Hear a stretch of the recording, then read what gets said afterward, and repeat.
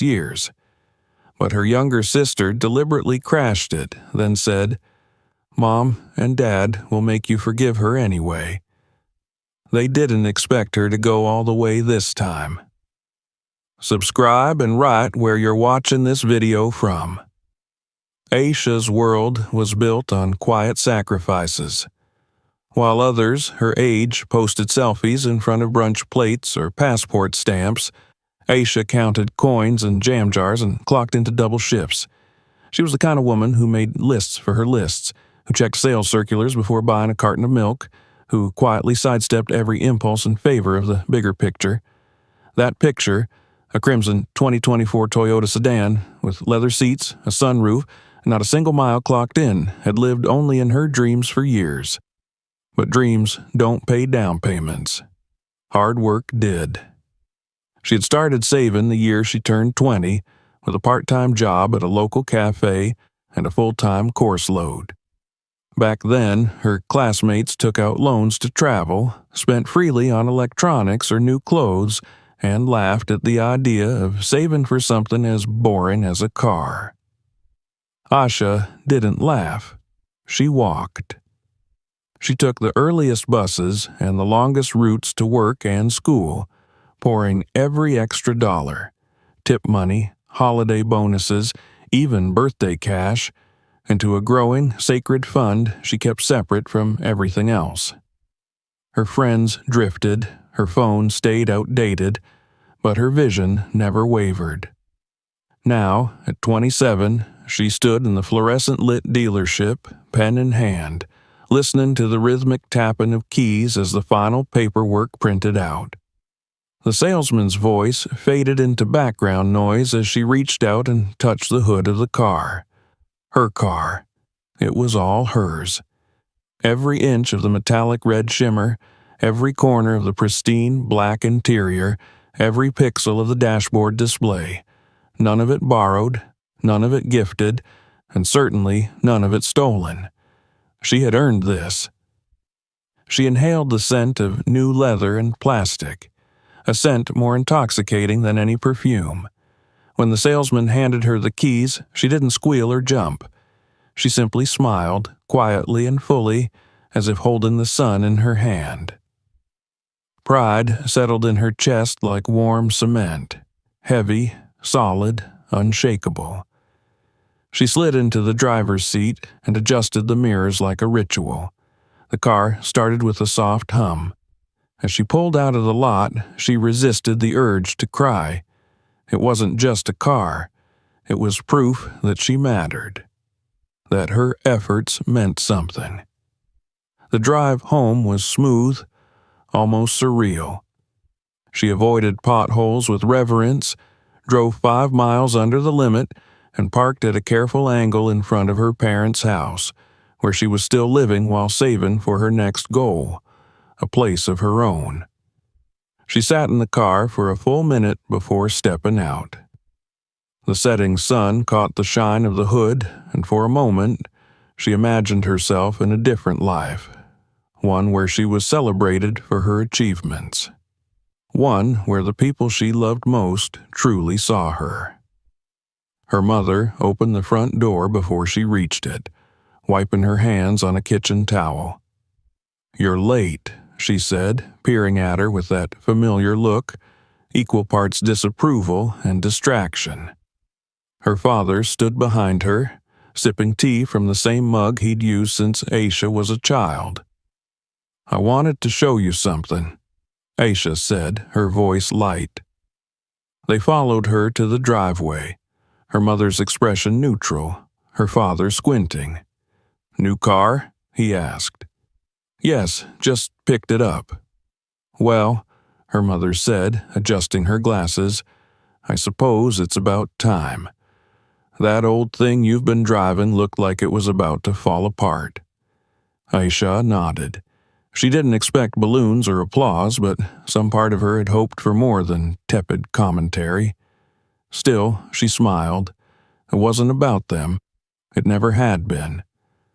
Then Tamira appeared, leaning against the garage wall with one foot crossed over the other and her phone in hand, Aisha's younger sister watched the scene unfold with a lazy, feline smirk.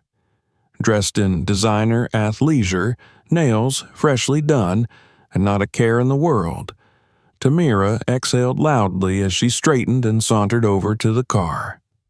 She didn't say anything right away, just circled the vehicle like a cat assessing territory.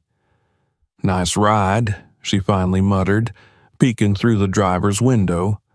"What's the mileage?" "Less than 100, Aisha replied coolly. Tamira let out a low whistle, nodding with mock appreciation. "Damn, you really went all out."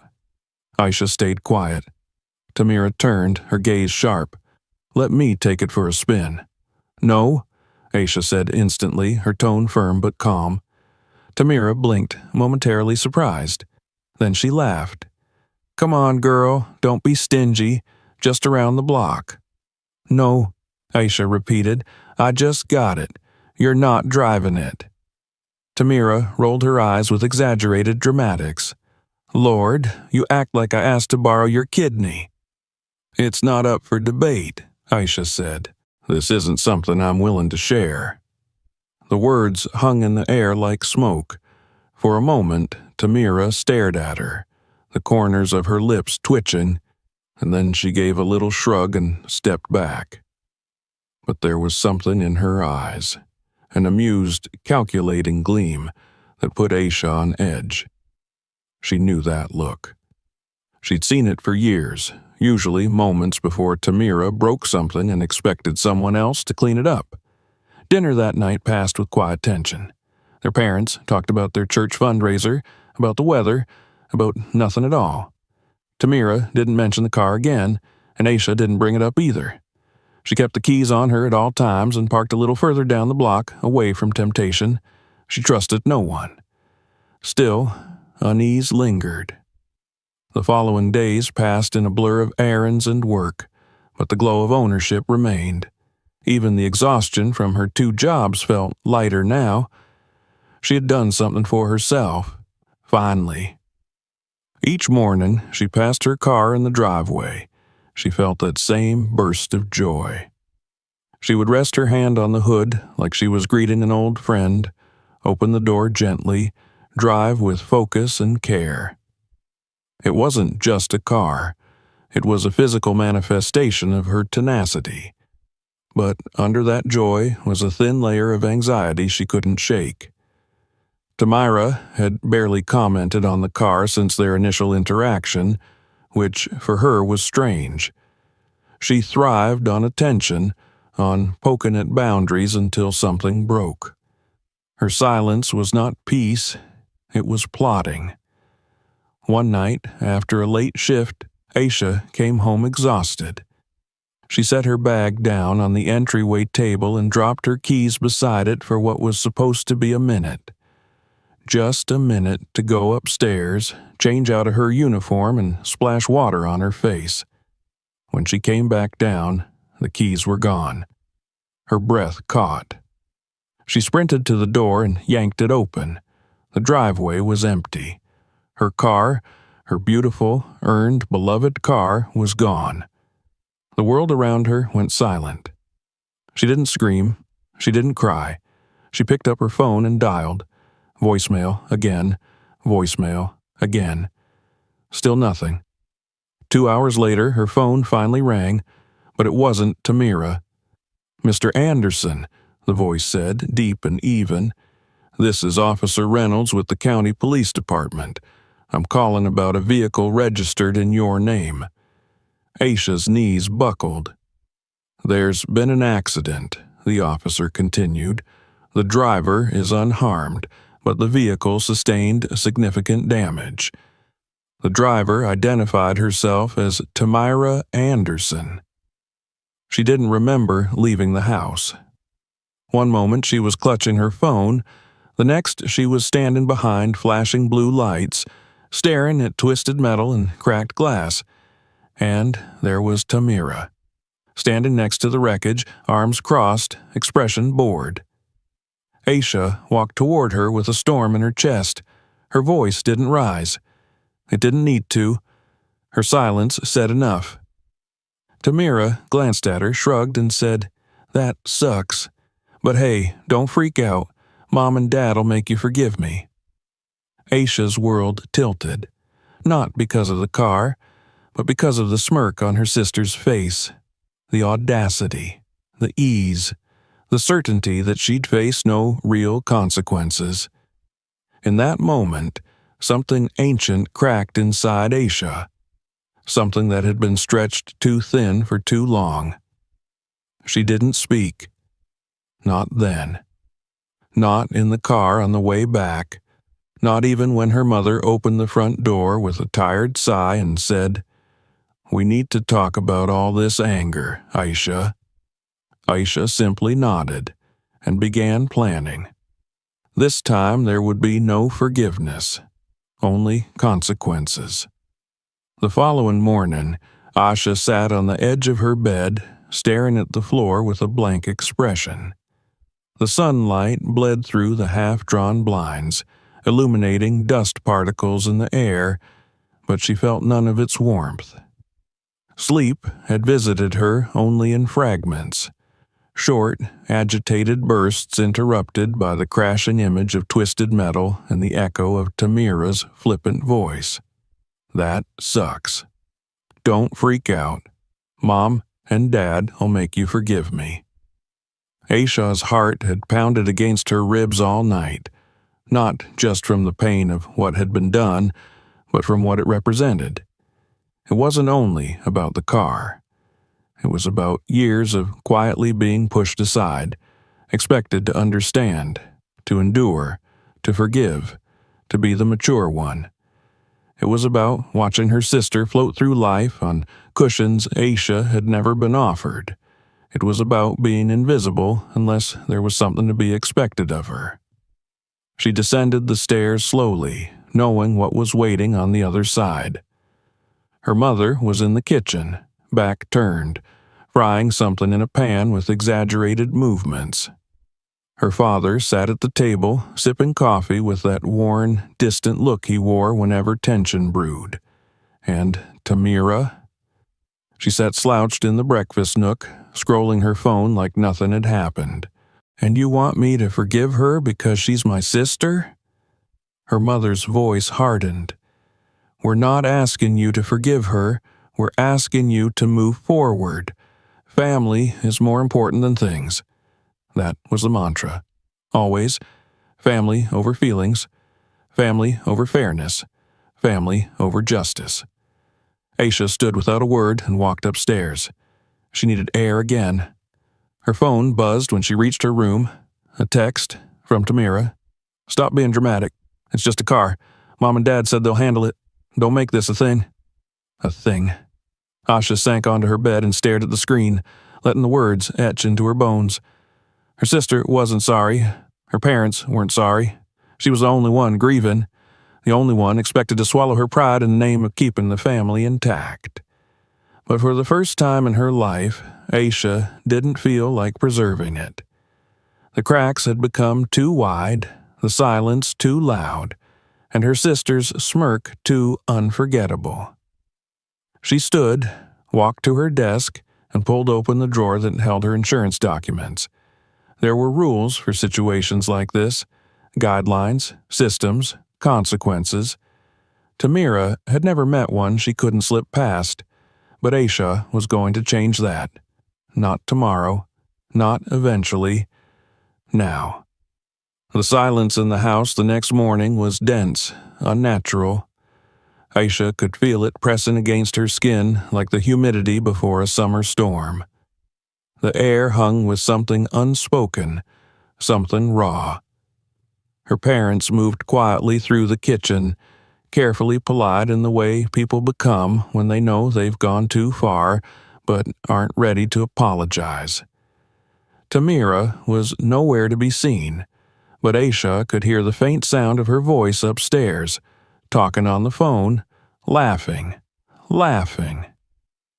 Aisha had stayed up most of the night reviewing her insurance documents, reading policy terms she never expected to need, highlighting phrases like unauthorized use and liable party. She hadn't yet decided what she was going to do, but the wheels had begun to turn. There was power in the knowledge that, for once, the rules were on her side. Still, she moved through the morning with deliberate calm. She packed her work bag, ate a quiet breakfast, and nodded along as her mother asked if she'd be home for dinner. Aisha said she wasn't sure. Her father tried to lighten the mood with a comment about the weather, but she offered only a thin smile before walking out the front door. Her shift at the clinic was a blur. Charts, phone calls, patients. Everyone and everything wanted something from her. But her thoughts kept circling the same drain. Tamira didn't regret what she'd done. She wasn't sorry, and she never would be, unless she was made to be. When Aisha got home that evening, her car's absence in the driveway still felt like a fresh wound. She had parked her replacement, the battered old Toyota she used in college, further down the block.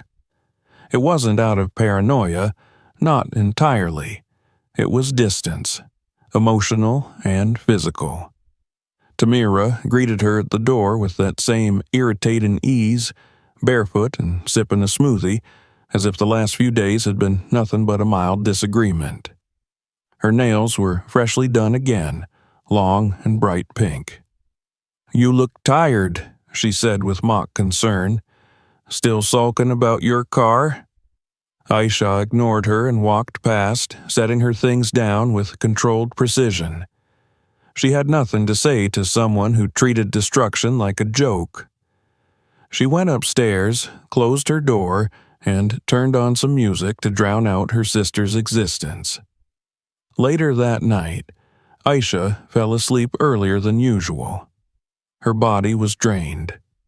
Emotionally, she was a tangle of frayed wires, and sleep offered the only escape. But sometime around midnight, a distant sound stirred her, a faint, hollow chime. Keys. It took her a moment to register the noise, and when she did, she jolted upright. She hadn't touched her keys. She kept them in her purse now, which was in the corner of her room. Except they weren't. The purse was tipped sideways.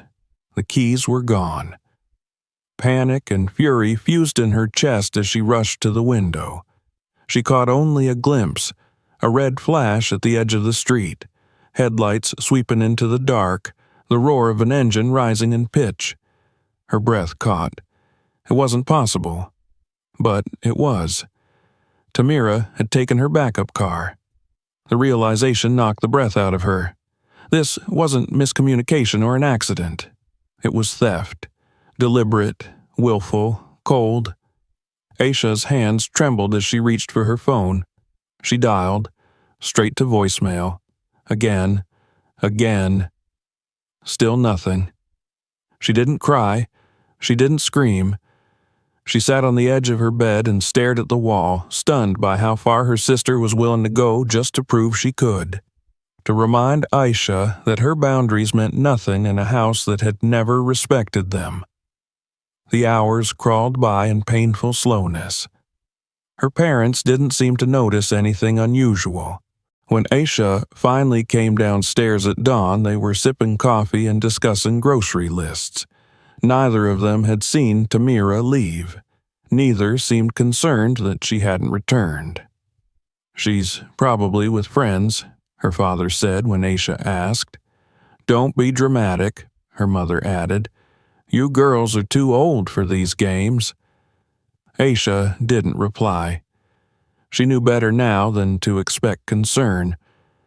It wasn't until nearly noon that the call came. This time it was a number she didn't recognize. "Miss Anderson?" the voice on the other end asked. "Yes.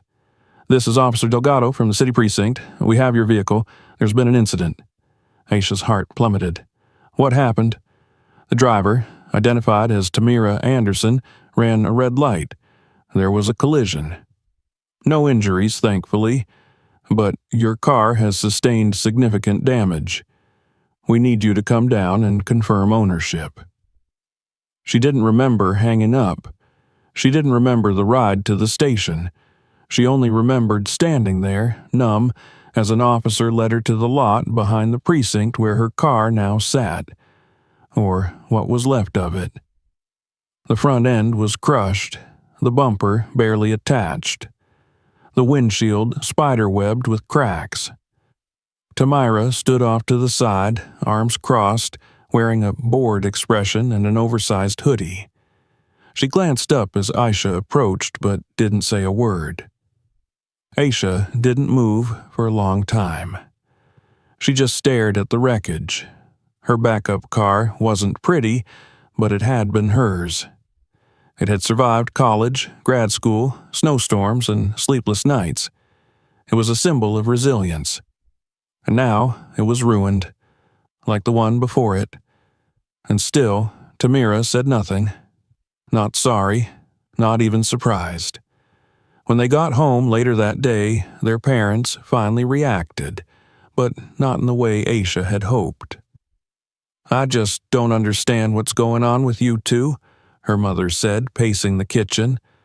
"Tamira, you need to think about your choices," her father added, though his tone lacked conviction. Tamira just shrugged, pulled a soda from the fridge, and plopped down on the couch. "I get it, okay? It was dumb, but it's not the end of the world." Aisha stood in the doorway, arms crossed, eyes burning. "You stole from me. Again." Tamira took a sip of her drink and said, "You left your keys out. That's not stealing. You went into my room. You've gone in mine before. Not to take something and wreck it." "You're so dramatic," Tamira muttered, tossing her head back. Aisha turned to her parents. "And you're just going to let this happen again?" Her mother held up a hand. "We're tired, Aisha. We're not picking sides." Aisha laughed, low, bitter, humorless. "You picked sides years ago." She turned on her heel and walked out, her vision blurred by fury. She didn't slam the door. She didn't scream. She simply left. That evening, Aisha sat at a cafe downtown, staring at her insurance claim on the screen. The cursor blinked expectantly. She had everything she needed: police reports, witness statements, and now a second incident. It wasn't just about getting reimbursed. It was about making sure Tamira couldn't keep doing this. She clicked next and kept going, her hands steady, her heart resolved. She was done being the forgiving sister, done being the quiet one, done being taken for granted. The storm had begun, and this time Tamira was going to feel every drop. Aisha's fingers hovered over the keyboard, the glow of her laptop screen illuminating her face in the dim light of her bedroom. The cursor blinked steadily, waiting, urging, daring her to press forward. The insurance portal was open to the final page. Submit claim. Her claim had been filled in meticulously, backed by supporting documents, police reports, photographs, and 2 separate incident numbers, all pointing to one conclusion: unauthorized use. Her sister had not only disrespected her boundaries but had done so deliberately, recklessly, and with complete disregard for consequence. She stared at the word submit like it was a doorway she wasn't sure she could step through. Because beyond that button wasn't just paperwork or reimbursement. It was a line drawn in cement. It was a declaration that she was done playing the role she'd been assigned her whole life. The reasonable one. The peacekeeper. The one who let it go. Her phone buzzed on the desk. A message. Tamira again. "You should really let this go. I told you I didn't mean to crash it. You acting like this is pathetic."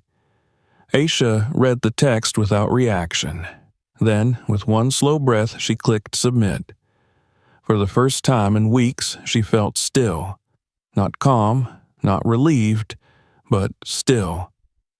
Like the moment before a storm reaches the shore, when the sky goes silent and the air thickens with electricity.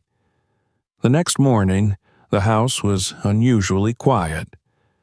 Aisha descended the stairs with her bag over her shoulder, her expression unreadable. She hadn't told anyone what she'd done. Not yet. But it was only a matter of time. She knew how this story would unfold. First confusion, then outrage, then manipulation. Tamira was in the living room curled on the couch under a blanket, watching some reality show on mute while tapping idly through social media. She didn't look up as Aisha passed. She hadn't even flinched after totaling a second car. The arrogance of it pulsed like a second heartbeat. Their mother was at the kitchen table with a steaming mug of tea, her eyes scanning a newspaper she pretended to read. Her father stood at the counter, slicing fruit with slow precision, as though the blade might distract him from the tension thickening in the air. Aisha poured herself coffee and sat. She didn't speak, didn't offer updates, didn't ask how anyone slept. She just sipped her coffee while waiting for the dominoes to start falling. And they did. At precisely 4:47 p.m., her phone rang. Not the usual ringtone. This was the one she'd set for official calls. Her insurance agent's voice was crisp, polite, businesslike.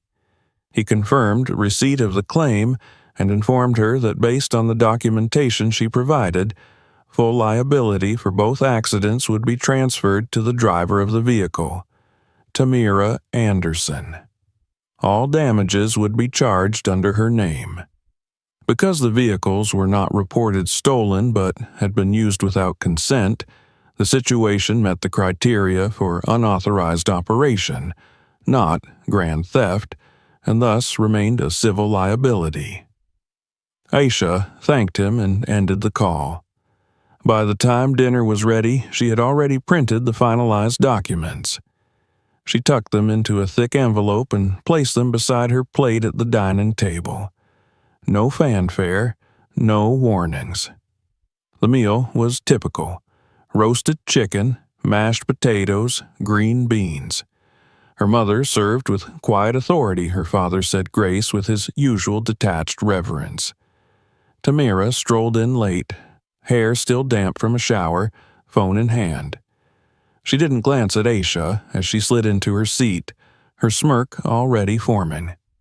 "So," Tamira drawled, poking at her food, "are we done being dramatic, or are you still pouting?" Aisha didn't respond. She placed her napkin in her lap, lifted her fork, and ate slowly, calmly. Their father cleared his throat after a few moments. "Girls, it's time we moved on from all this. Mistakes were made, yes, but we're a family. We don't hold on to bitterness." Asha chewed and swallowed before speaking. "Some mistakes cost $35,000. Her father sighed. "That's not helpful." Tamira rolled her eyes. "Here we go again." Their mother put her fork down. "Aisha, this is not who you are. You've always been so level-headed, so mature. This anger isn't like you." Aisha reached for the envelope, lifted it, and set it gently in front of Tamira's plate. "What's that?" her sister asked, barely looking up. "Read it," Aisha said. Tamira scoffed but took the envelope anyway. She tore it open lazily, still chewing, and unfolded the first page. As her eyes scanned the document, her chewing slowed. Her smirk began to falter. The silence around the table grew colder. Her fingers gripped the edges of the papers tighter as she flipped through them. Her mouth opened, then closed again. Her eyes widened slightly, just enough for Aisha to notice. "What is this?" she finally asked, her voice thinner. "The finalized insurance claim," Aisha said, her tone even. "All liability is yours now." Tamira blinked. You actually did it?" "Yes." "You're not serious." "I'm very serious." Her mother reached for the papers with a frown, scanning the first page. Her father leaned over to look. "This can't be right," he said. "They're saying she owes. This must be a mistake." It's not, Aisha said. Everything's been reviewed, twice. Her mother looked up, her voice low. Aisha, this isn't right. This is your sister.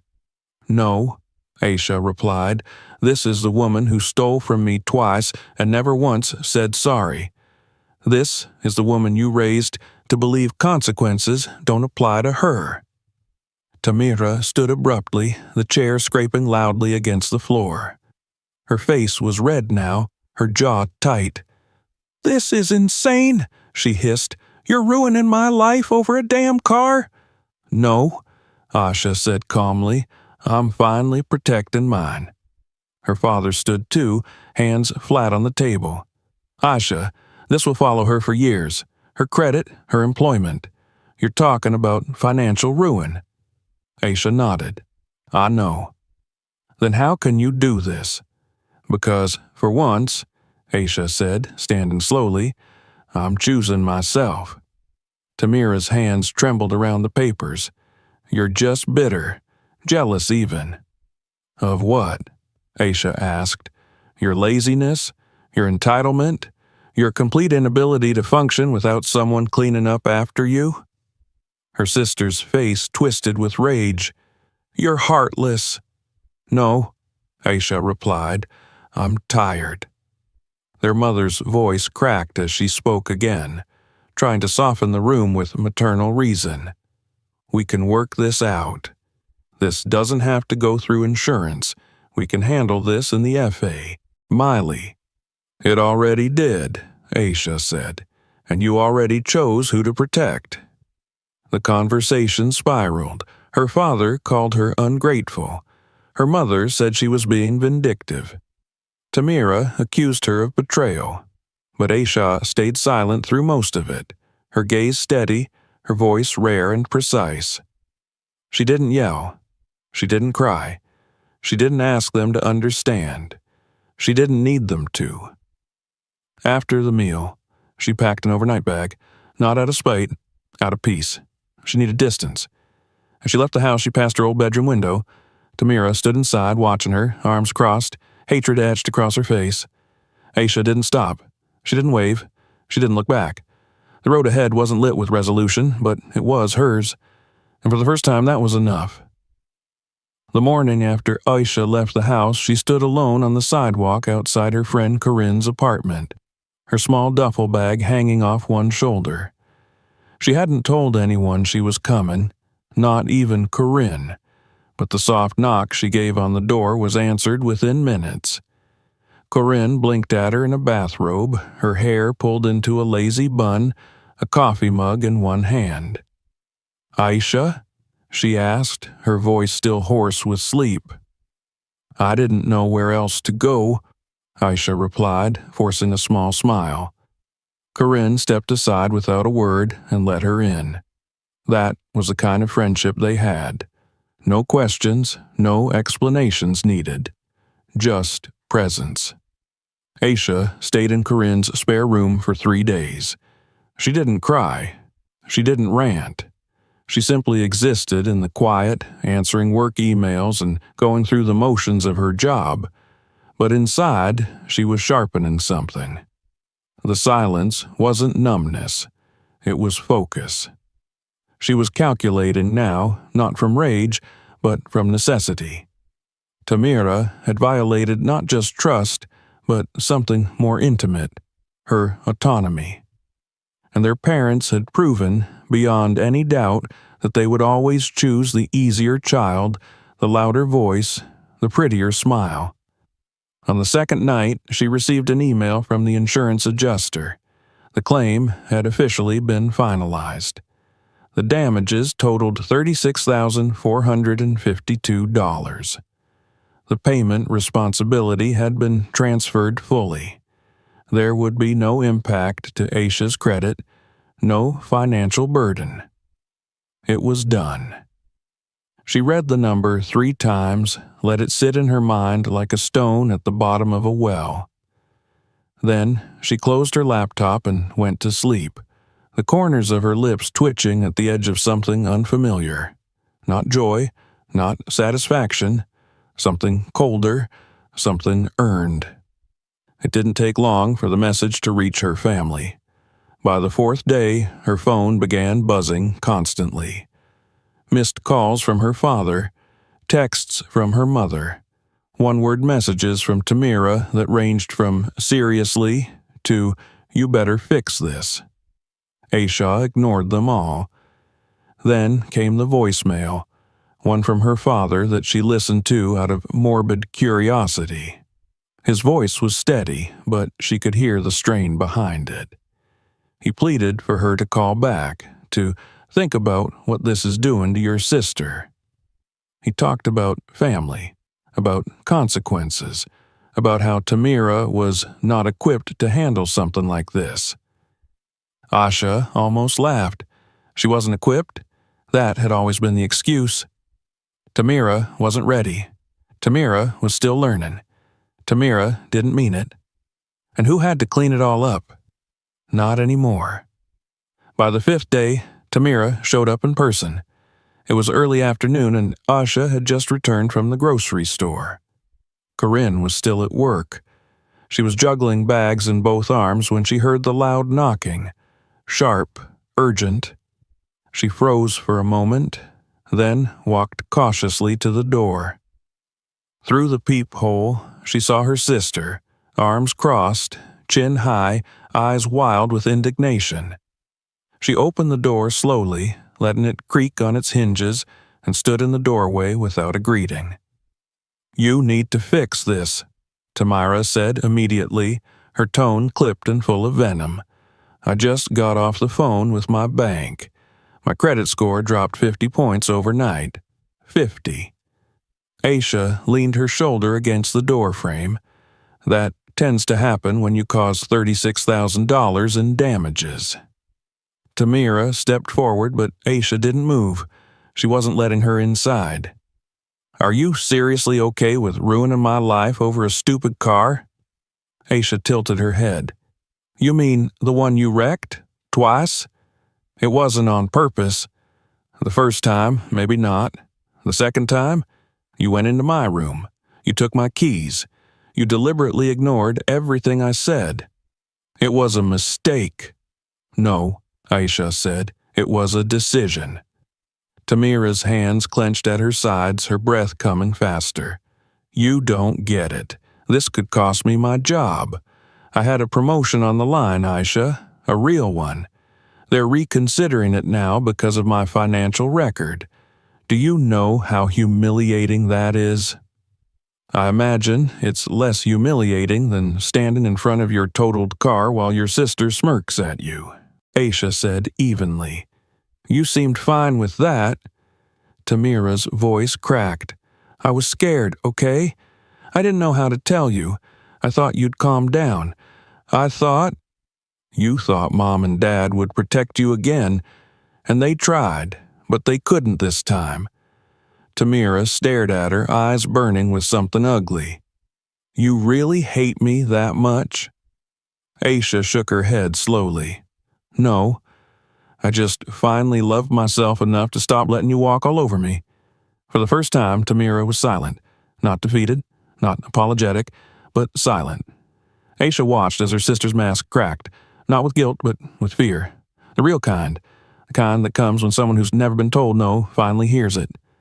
"I can't pay it," Tamira whispered, her voice almost childlike. "What am I supposed to do?" "Figure it out," Aisha said.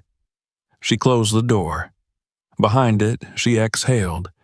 She hadn't known if she could do that, but now she had. She could hear Tamira standing on the porch for several seconds, then the sound of footsteps descending the stairs and fading away. That night, Corinne came home to find Aisha curled on the couch, watching a cooking show with the volume low. She plopped beside her and opened a beer, handing Aisha one without asking. "I saw your sister storming off when I pulled up. What happened?" Asha sipped her drink. "She's learning what accountability feels like. Must be a shock." "It is, for everyone." The next morning, Asha got a call from her old boss at the clinic. A better position had opened at their uptown branch. more hours, better pay, more flexibility. They wanted her to consider transferring. She said yes without hesitation. Later that afternoon, she packed her things at Corinne's and returned home, not out of forgiveness, but closure. She walked through the front door to find her mother and father sitting in the living room. Her mother stood as soon as she saw her. "Aisha, please." "No," Aisha said, dropping her bag by the stairs. "We're not having that conversation again. It's over." Her father rose. "We can help cover it. Just tell the insurance." "I won't lie for her," Aisha said, her voice like stone. "She did this, not me, and I'm done protecting people who don't protect me." Her mother's eyes welled with tears. "But we're family." "Exactly," Aisha said, "and for once the family's going to learn what that actually means." She walked past them up the stairs into her room. It felt different now, smaller, tighter, but hers. She closed the door behind her and sat at her desk, opening her laptop again. Her new job paperwork waited in her inbox. As she began typing, her phone buzzed. A new text from Tamira. "You'll regret this." She stared at the screen for a full minute, then deleted the message and blocked the number. Regret was a luxury she no longer entertained, not when clarity had finally arrived. The days that followed unfolded like a slow, inevitable landslide. It didn't happen all at once. There was no explosion, no violent collapse. Just a quiet shift, piece by piece, as Tamira's carefully cushioned world began to erode. And Aisha, for the first time in her life, didn't lift a finger to stop it. The first ripple came on a Tuesday morning, just after dawn. Aisha was sitting on the front porch with a mug of tea in her hands, enjoying the silence before the neighborhood stirred. She had never been a morning person until recently, but now she found solace in the early hour, before anyone could reach her, before phones started ringing and doors started slamming. She sipped slowly, the steam curling around her face as she watched the sun climb.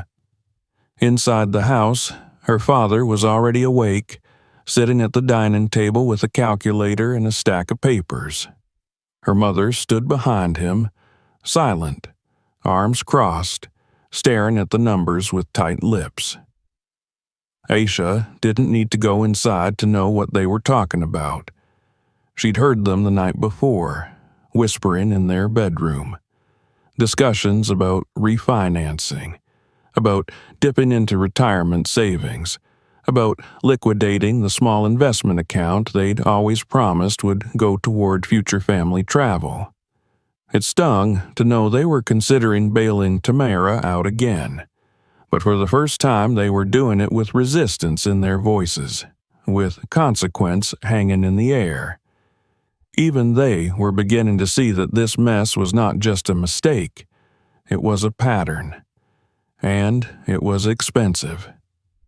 Later that same day, Aisha watched as Tamara stormed through the front door, her voice already raised before she even reached the living room. "This is getting out of control," she shouted, slamming her bag onto the couch. "They froze my card. My account is locked. I tried to use my debit at lunch, and it declined in front of everyone." Their mother rushed in, concerned. "Did you talk to the bank?" "Yes, I talked to the bank. They said my overdraft protection is suspended because of a flagged liability. The claim's showing on my record already. Do you know how that makes me look?" My manager saw the notice. She pulled me aside and asked if I was in financial trouble. "Financial trouble? Do you know how humiliating that is?"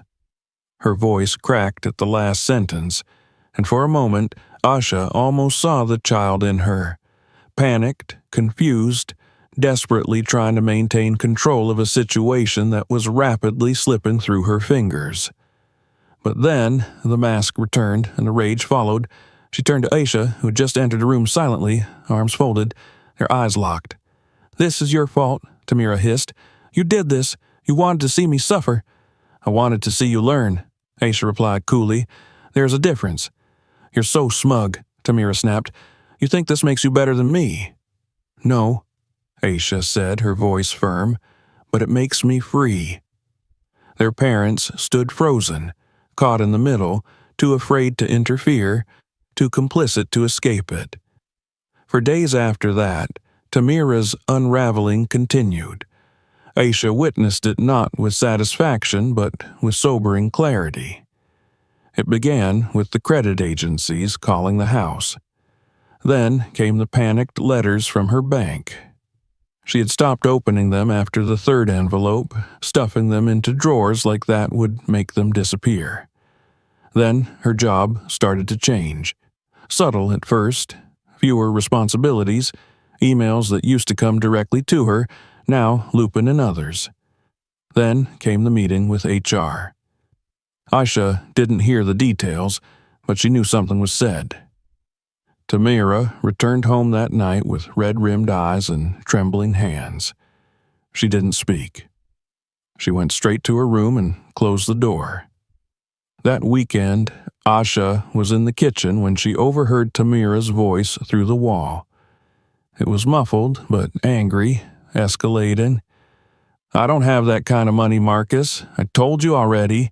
I didn't lie to you, I just didn't think it would matter. It's not like I'm getting sued. It's just insurance. Yes, I know, but no, don't hang up. Marcus. Marcus!" A door slammed moments later, followed by silence. Aisha didn't move. She had always known Tamira's relationships were shallow, transactional, but watching them fracture under pressure was another matter entirely. This wasn't a social bump. This was a reckoning. People who had once found her charm irresistible were beginning to see what Aisha had known for years. Charm fades when the bill arrives. On Sunday, their parents held a meeting at the kitchen table.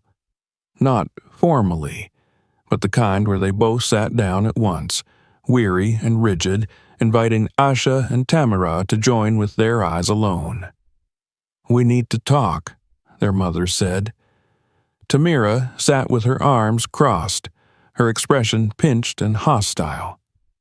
Their father cleared his throat, glancing at Aisha, then back at the paper in front of him. "We can't pay this off for you, Tamira, not entirely." "What?" Tamira snapped. "Are you serious?" "We've run the numbers," he continued, "and we could maybe cover 10,000, but that's it. We'd have to dip into retirement savings just to do that." "You said you would help me," Tamira said, her voice rising. "We said we would try," their mother corrected. "But you have to understand, this isn't just your mess, it's ours too. We've spent years cushioning you from the world, and we can't keep doing it." Aisha didn't speak. She just watched. For the first time, her parents were confronting the cost of their protection, not just financially, emotionally. Tamira's behavior had always been their blind spot, their burden to deflect. But now the weight was too heavy to shift without breaking something. "You should be blaming her," Tamira said suddenly, pointing across the table. "She could have stopped this. She did it to punish me."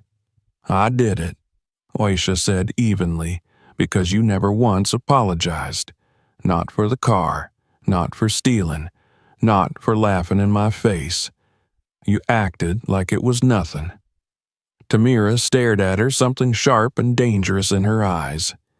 "You don't know what it's like to be me. You've always been the quiet one, the favorite." Aisha laughed, softly, bitterly. "The favorite? Really? That's what you believe?" "You're the one they brag about," Tamira said, her voice trembling. "The hard-working one, the example. I've spent my whole life trying to live up to that." "You've spent your life avoiding responsibility," Aisha said. "And now that it's caught up to you, you're looking for someone else to carry it. but not this time.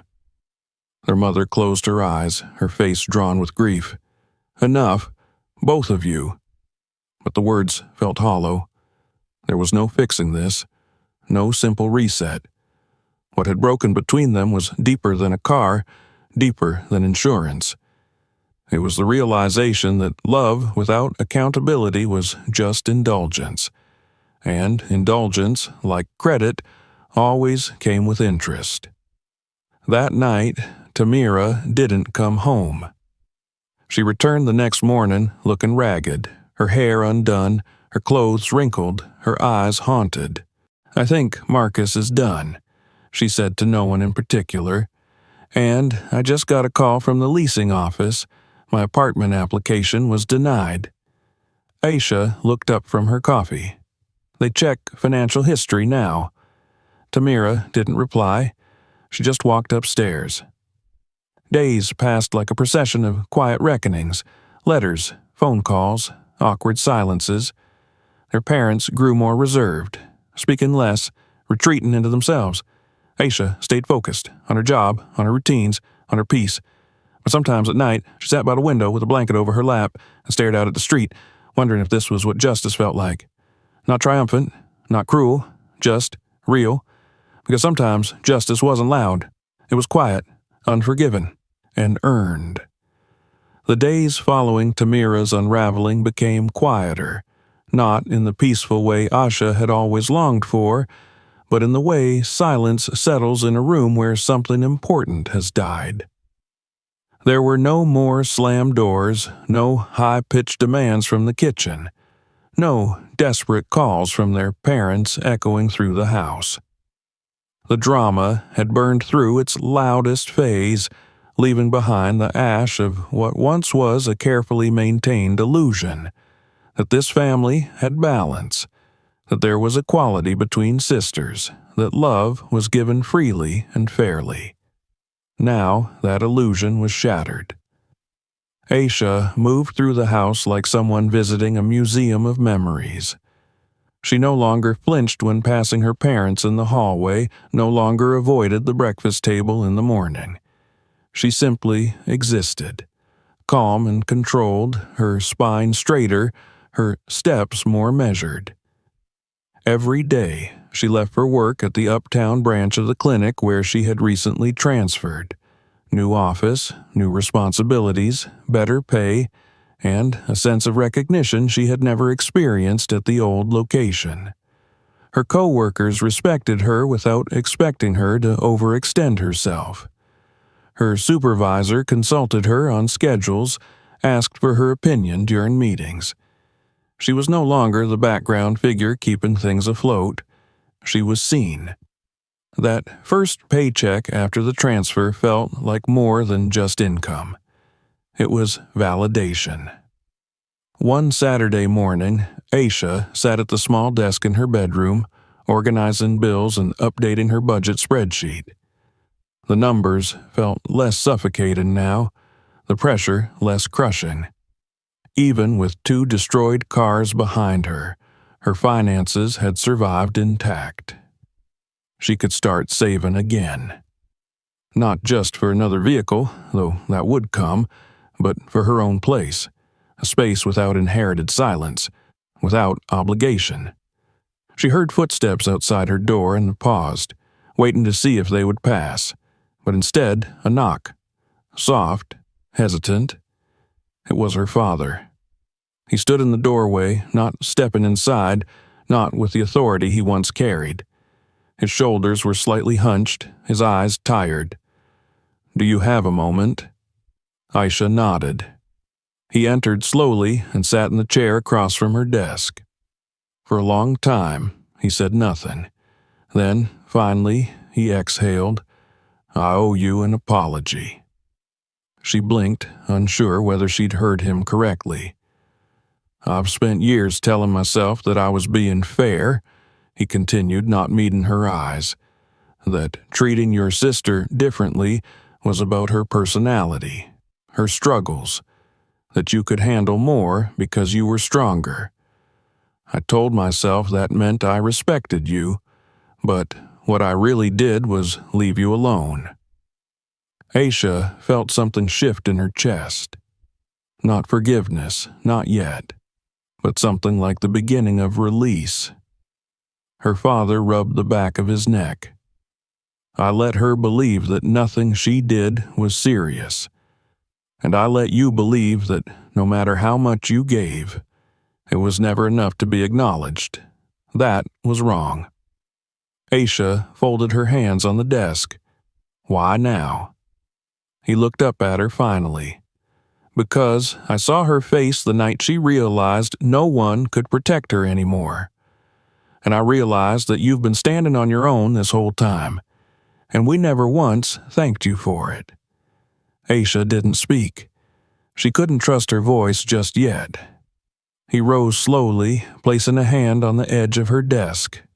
"We can't undo what's been done, but I wanted you to hear it from me. I see you, Aisha, and I'm proud of you." After he left, she sat in the stillness, letting the words settle. They didn't erase anything.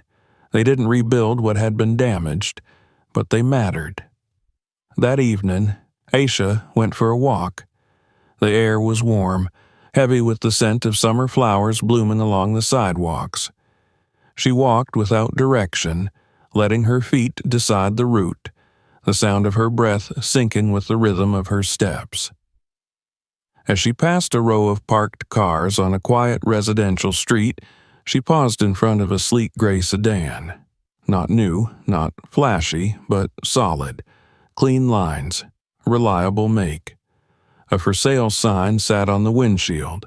She took out her phone and snapped a picture. The next morning, she called the number. The owner was kind, informative, and after a short test drive and inspection, the car was hers. Paid in full, no financing, no debt. She parked it at the far end of the driveway, the same spot where her red car had once stood, gleaming like a badge of hard-won freedom. But this car felt different. It didn't need to prove anything. It didn't scream accomplishment. It was hers because she chose it, not to show off, not to reclaim anything, but because she wanted it. Inside the house, Tamira watched her through the window, her face unreadable. She hadn't spoken to Aisha since that day on the porch. No apology, no gratitude, only silence. But that silence no longer felt like a victory for Tamira. It felt like isolation. Aisha noticed the way her sister moved through the house now. Quieter, less entitled. Her confidence was no longer effortless. It was defensive, cautious. She had taken a part-time job at a retail store while trying to patch things with her bank and salvage her credit. Her social media had gone dark. Her old friends had drifted. The consequences were no longer theoretical. Asha didn't gloat. She didn't mock. She simply lived. She prepared her meals. She kept her door closed. She responded to kindness with warmth and ignored the rest.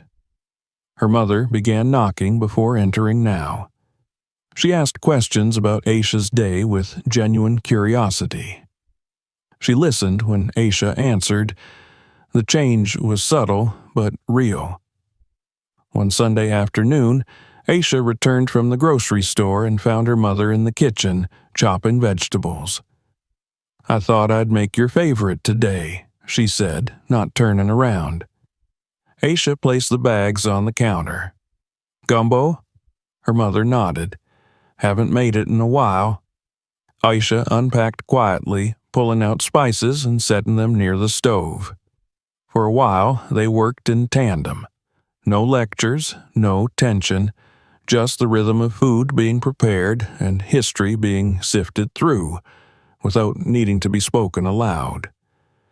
As the pot simmered, her mother wiped her hands on a towel and turned to her. "You know," she said softly, "I used to tell myself that showing love meant making sure nobody got hurt. That if I could protect Tamira from the world, she'd grow up happy. But I forgot that sometimes love means letting people feel the burn." Aisha stirred the pot and said nothing. I didn't protect you the same way," her mother continued, "because you didn't seem to need it. But I was wrong. You needed something too. You needed to be believed, supported."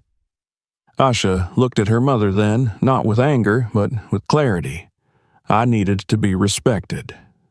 Her mother nodded. "Yes, that too." Dinner that night was the first time in years they all sat together without pretense. It wasn't warm, it wasn't comfortable, but it was real. No one tried to smooth things over. No one asked Aisha to let it go. They simply ate. Afterward, as Aisha carried her plate to the sink, Tamira approached. She didn't speak at first. She just stood there, eyes downcast, fingers gripping the hem of her shirt. "I don't know how to say sorry and mean it," she said finally. Aisha placed the plate in the sink. "Then don't say anything." Tamira looked up, startled. "Not yet," Asha added. "You'll know when the time's right." Tamira nodded. It wasn't closure, but it was the beginning of a different kind of truth. Later that night, Aisha lay in bed, staring at the ceiling. The house was quiet again, but no longer with the suffocating hush of avoidance. It was the quiet that follows reckoning. She closed her eyes, her breath steady. For the first time, the weight she had carried for years, of being overlooked, overburdened, underestimated, began to lift. She didn't need anyone to validate her choices. She had chosen herself. And in doing so, she had finally stepped into the life she had built, not just with hard work, but with courage. The kind of life where peace wasn't a reward given by others, but a boundary she made and kept for herself. A new path. And she was walking it alone, but no longer lonely. If you enjoyed this story, make sure to subscribe so you don't miss what's coming next.